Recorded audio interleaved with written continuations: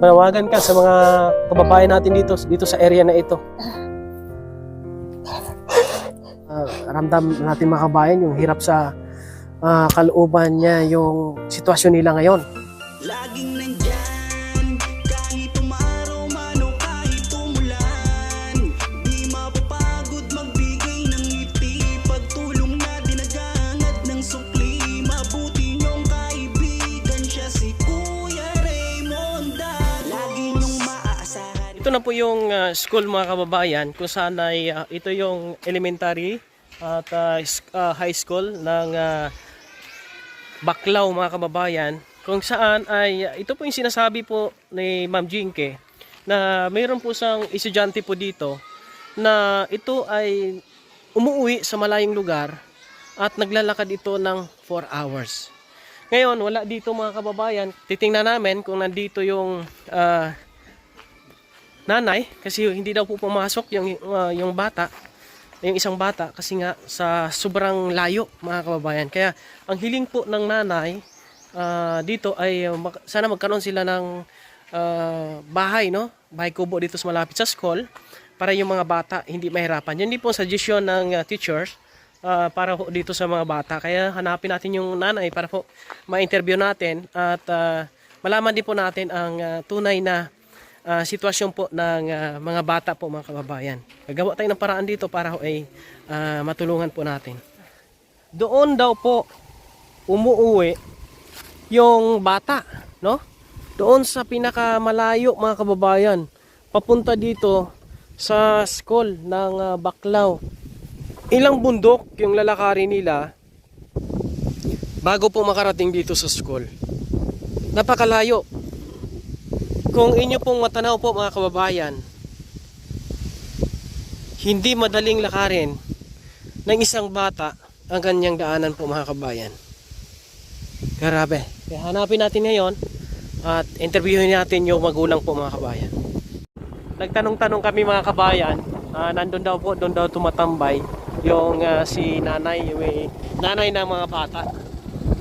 Dito na nga kami mga kababayan at nahanap na po natin yung si Nanay Melinde, yung nanay ng mga bata. Dito tayo na, medyo lilim. Yan po mga kababayan, nandito na si Nanay Melinde at nahanap na rin po natin gaano kalayo, Nay, ang nilalakad nyo tuwing umaga kapag hatid ng anak mo papunta sa school. Wala sa ilang kilometro yun. Ay, kasi ilang bahang bukid talaga, bangin. Bukid talaga. Meron ka pong asawa? Meron pa. Anong trabaho ng asawa nyo po? Panguling lang siya. Uling.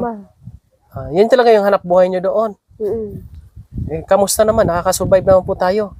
Minsan, lang din lang. Nakapagwa sa uling, bakal ang mga sinaglalay. Minsan, nakautang din sa siyangli. Umutang kayo sa Changi. Yung po mga buhay nila mga kabayan nag-uuling. Kung nakita nyo po kanina yung dinaanan namin yung sa bukid, yung bukid na yun doon. Yung mataas na bukid doon. Mataas na bukid yun, doon kayo. Napakalayo noon mga kabayan. Yung palusong, gano'n, tapos akit na naman gano'n. Pero pumapasok yung anak mo araw-araw. Kasi araw-araw, dito? Araw-araw kayo nandito. Umuwi hapon na. Hapon na. Ang umuwi sa Luduan, lakwat na naman. Kaya nagot kami ito, dulong na. Kaya ang out po ng mga estudyante sa AUX 4, pag uwi daw sa kanila, ay dilim na po mga kababayan. Tapos mga bata pa po yung kanyang mga dala-dala. Bigyan kita ng pagkakataon, ano bang gusto mong mangyari, no? Dito sa sitwasyon nyo ngayon? Gusto ko nga makapag dalhin dito sa malapit. Gusto nyo makalipat kayo dito sa malapit sa school? At hindi na kami mayawan o baklay. Gusto din nila nanay na makalipat sila dito sa malapit sa school para yung mga bata ay hindi po mahirapan maglakad, no, papasok ng school. Isa ganit sir, di kami eskwela ay sa kalayo una apoy na ba. Sir, di sila akong mga bata ay makahuway. Muna Kasi nga po mga kabayan, sa sobrang layo, yung mga bata hindi na nakapasok dahil sa pagod. Kaya ho ay gusto mga bata magpahinga. Imagine mo yan, gusto mag-aral pero walang magawa kasi napakalayo, no? Napakahirap pa maglakad sa isang bata na ilang taon pa lang. Yung subang ko, lalong ito. Yung Ito? pangalawa ko 5. Medyo mahirap pa po yan, mga kabayan. Gagawa tayo ng paraan. Pero kung meron kong mahanap na source para ho ay makapagpagawa tayo ng bahay kubo nyo dito, meron ba kayong lupa na pwedeng mapagpatayuan natin? Hindi ko alam, sir. Isa din po yan sa mga problema kasi, mga kabayan. Wala din po tayong lupa dito. No? Wala tayong sariling lupa na pwede silang patayuan ng bahay kubo. Kasi kung yung pangpatayo lang, mahanapan natin ng paraan yan. Ang problema dito yung pagpapatayuan. Isa ito sa mga hintayin na lang po natin. Malay natin, baka mayroong mag-volunteer dito na residente dito sa Baclaw at di kaya yung mga barangay official na makapagbigay ng lote sa kanila, ay doon tayo gagawa, mga kababayan, ng paraan para po ay magawan sila ng mga kabayan, ng bahay kubo dito sa malapit para hindi mahirapan yung mga bata. Yan kasi yung purpose po natin. Purpose namin lahat na mabigyan solusyon yung mga sitwasyon na ganon. Bigyan kita na malit na halaga, pambili ng bigas nyo, ha. Sir, maraming salamat po, sir. Laki ng ulong ito dahil araw-araw, minsan nga wala nabaon yung mga anak ko. Minsan nga, nangungutang ako sa sabi. Laki po itong ulong niyo, ha, sir.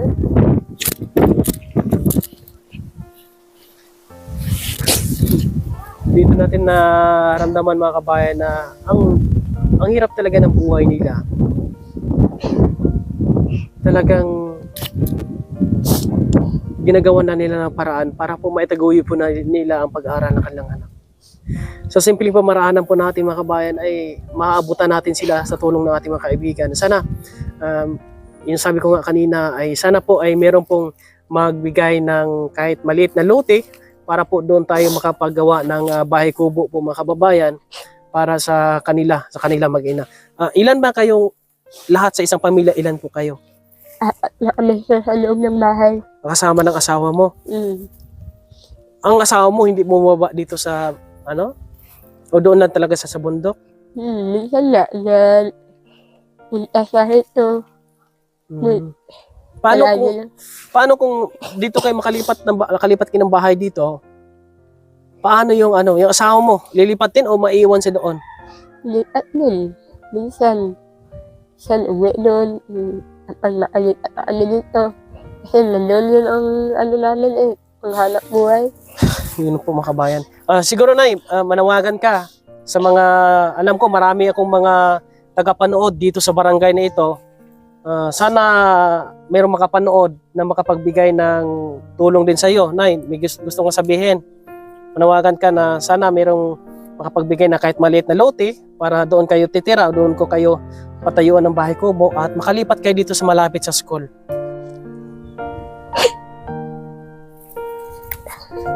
Manawagan ka sa mga kababayan natin dito sa area na ito.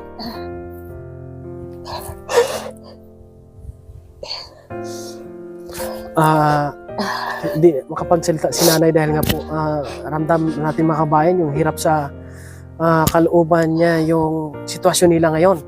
Kaya ako na lang po nanawagan sa ating mga tagapanood na nandito sa malapit sa barangay Baclaw, bayan ng Kawayan. Sana po mayroong makapagbigay ng tulong din po, lupa, maliit na lupa para ay mapagpatayo ng kanilang bahay kubo para yung mga bata po, mga kabayan, ay hindi na po aakyat na napakalayong bukid para na mag-aral, para mailipat natin sila dito sa malapit. Yan po ang ating mission dito, mga kababayan. Naway ay maging successful at ang ating Panginoon ay magbigay sa inyo ng pagkakataon na kayo ay matulungan, mailipat dito. Nahanap natin sila ngayon, mga kababayan. Sa tulong din po ni Ma'am Jinky, ang advisor po ng kinder ba yun? Grade 1? Kinder ng kanyang anak po, mga kababayan. Kaya po pinuntahan natin dito. Kaya nga sobra pong naawa sila dito sa pamilyang ito, mga kababayan. Nay, kung mag-alala, tuwala ka lang. At may mga blessing ang ating Panginoon para sa inyo, no? Mga kabayan. Sir, salamat po. Sir, hindi ko maalam na ganun talaga mangyari dito. Si God ang nag-ano, Nay, si God ang may gusto niya na mapuntahan ka namin dito. At talagang kahit malayo ito, sinadya namin. Kahit mainit, pinuntahan namin dito para mahanap ka namin. Para malaman namin yung tunay niyo pong sitwasyon. Tuwing araw-araw, tuwing umaga, nandito sila. Gabi na po sila umuwi. Umaalis sila ng madilim, umuwi silang madilim. Dahil nga, ito yung kanyang mga anak ay nag-aaral dito sa pinaka malayong eskwelahan po, mga kababayan, dito sa bayan po namin. Ayan. Lagi Nay. kami na inadala huga sir ay ang amo na dalan, pwede kasi o May dala sila palaging ilaw kasi yung daan po nila ay sobrang sobrang masukal. Eh Nay, sana may makapag-donate, no, ng lupa para sa inyo, para si Kuya Raymond ay makagawa ng isang mission po, no, mabigyan ng mission, tulong itong pamilyang ito, mga kababayan. Maraming salamat po sa inyong lahat. At salamat po sir sa tulong niyo sir. pambili Sir, ng kasi- pagkain yan sa mga anak mo, pambaon. Ha? Po, sir. At sana makabayan, no, sa ating mga tagapanood, sa ating mga taga-suporta. Tulungan niyo po ako na kapag meron ng lupa na available o merong magdo-donate ng lupa dito, tulungan niyo po ako na mapagawan sila ng kahit maliit na bahay kubo, mga kababayan. Kasi 4 lang naman sila, 2 yung maliit na anak at ang asawa ay nag-uuling po doon sa bukid. Kaya ho, ay ang gusto po ni nanay na mailipat sila dito sa tabi ng eskwelahan para ho hindi mahirapan sa pag-aaral itong mga anak. Maraming salamat sa ating mga sponsors. Naway ay matulungan nyo rin po ako sa ating mga followers, subscribers. Maraming salamat. Pakishare din po yung ating video ngayon ito, mga kabayan, para po ay mapanood din po ng iba at matulungan po tayo at matulungan tayong tulungan sila, mga kababayan. Maraming salamat. Nay, thank you ha. Sir, maraming salamat po sir. Tiwala lang sa Panginoon. Yan po, mga kababayan. God bless. Please subscribe my YouTube channel and follow my page for more updates. Maraming salamat po.